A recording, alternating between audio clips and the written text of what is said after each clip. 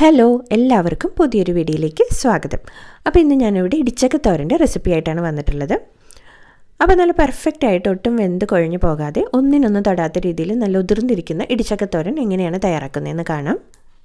അപ്പോൾ ഈ ഒരു തോരൻ തയ്യാറാക്കാനായിട്ട് ഞാനൊരു ഇടിച്ചക്ക പ്ലാവിൽ നിന്ന് എടുത്തിട്ടുണ്ട്. അതൊന്ന് കട്ട് ചെയ്തെടുക്കാം. കയ്യിൽ കുറച്ച് വെളിച്ചെണ്ണ പുരട്ടിയിട്ട് വേണം ഇടിച്ചക്ക കട്ട് ചെയ്തെടുക്കാൻ. ഇല്ലെങ്കിൽ കയ്യിൽ ചക്കപ്പശ അഥവാ ചക്ക വിളഞ്ഞീനൊക്കെ ആവും കേട്ടോ. അതിൻ്റെ ആ നടുക്കുള്ള പശ, അതായത് വിളഞ്ഞീനൊക്കെ ഒന്ന് കളഞ്ഞെടുക്കുക. എന്നിട്ട് വലിയ കഷ്ണങ്ങളായിട്ട് മുറിച്ചെടുക്കാം. എന്നിട്ട് അതിൻ്റെ തൊണ്ടും നടുക്കത്തെ ആ കൂഞ്ഞിലും ഒന്ന് കട്ട് ചെയ്ത് മാറ്റാം. ആദ്യമേ തന്നെ തൊണ്ടൊക്കെ കളഞ്ഞിട്ട് കട്ട് ചെയ്തെടുക്കുന്നതിൽ എളുപ്പം ഇതേപോലെ വലിയ കഷ്ണങ്ങളായിട്ട് മുറിച്ച ശേഷം തൊണ്ടൊക്കെ കളഞ്ഞ് എടുക്കുന്നതാണ് കേട്ടോ. അപ്പോൾ ഈ ഒരു രീതിയിൽ മുഴുവൻ കഷ്ണങ്ങളും ഒന്ന് കട്ട് ചെയ്തെടുക്കാം.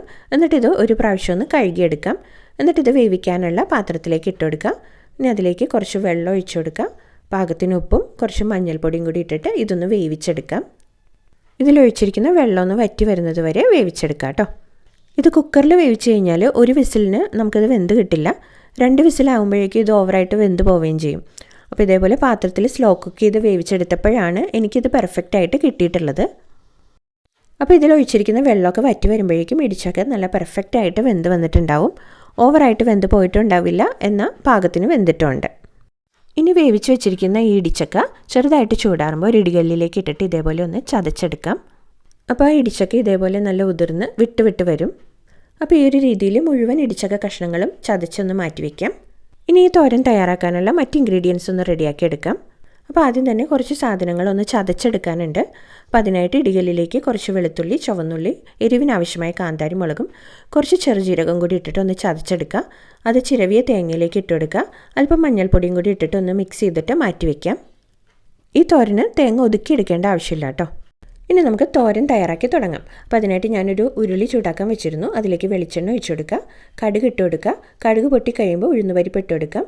ഇനി അതിലേക്ക് ചെറിയുള്ളി അരിഞ്ഞതും കറിവേപ്പിലയും ഉണക്കമുളകും കൂടി ഇട്ടിട്ടൊന്ന് വഴറ്റി മൂപ്പിച്ചെടുക്കുക. ഇനി അതിലേക്ക് തേങ്ങയുടെ കൂട്ടിട്ട് കൊടുത്ത് 2 മിനിറ്റ് ഒന്ന് വഴറ്റി കൊടുക്കാം. എന്നിട്ട് അതിലേക്ക് ഇടിച്ചക്ക ഇട്ട് കൊടുത്തിട്ട് നന്നായിട്ട് ഇളക്കി കൊടുക്കുക. എന്നിട്ടിത് തട്ടിപ്പൊത്തി ഒന്ന് വെക്കുക. എന്നിട്ടിത് മൂടി വെച്ച് ഒന്ന് ആവി കയറ്റിയെടുക്കാം. അടിക്ക് പിടിക്കുമെന്ന് തോന്നുന്നുണ്ടെങ്കിൽ കുറച്ച് വെള്ളം തളിച്ചു കൊടുക്കുക കേട്ടോ.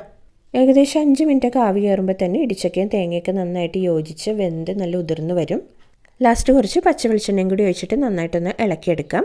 അപ്പോൾ നല്ല പെർഫെക്റ്റ് ആയിട്ടുള്ള ഒട്ടും വെന്ത് കൊഴിഞ്ഞ് പോവാതെ ഒന്നിനൊന്നും തൊടാത്ത രീതിയിലുള്ള ഇടിച്ചക്കത്തോരൻ റെഡി ആയിട്ടുണ്ട്. അപ്പോൾ ഇനി ഇടിച്ചക്കത്തോരൻ ഉണ്ടാക്കുമ്പോൾ ഈ ഒരു രീതിയിൽ ഉണ്ടാക്കി നോക്കൂ കേട്ടോ. ഫുൾ ഇൻഗ്രീഡിയൻസ് ലിസ്റ്റ് ഡിസ്ക്രിപ്ഷൻ ബോക്സിൽ കൊടുത്തിട്ടുണ്ട്. അപ്പോൾ മറ്റൊരു വീഡിയോയുമായി വീണ്ടും വരാം. Thanks for watching.